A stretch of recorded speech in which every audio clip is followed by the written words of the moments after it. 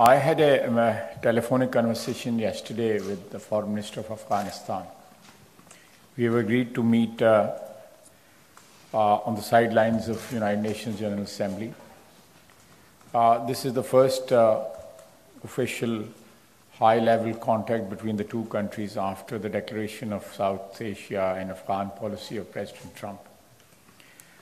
We are neighbors, China, Afghanistan and Pakistan. And the participation of China in bringing us together and finding a political solution to Afghan problem, I think is very vital. To support that effort or that initiative, Pakistan has already undertaken many steps and will pursue those steps of improving relationship with Kabul, keeping an engagement, a substantive and robust engagement with the Kabul government, and build up confidence building, take up confidence building measures, and keep them engaged on all levels, political level, security level, military level, intelligence level.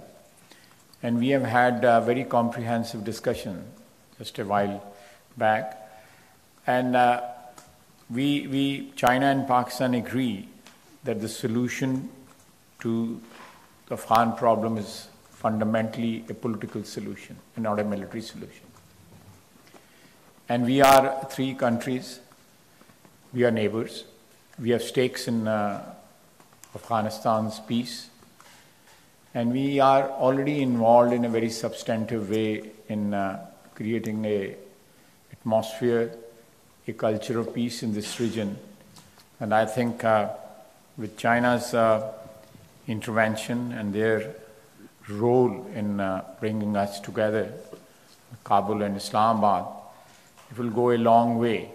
And we will definitely pursue a policy of engagement with Kabul in bringing peace to our region. Thank you.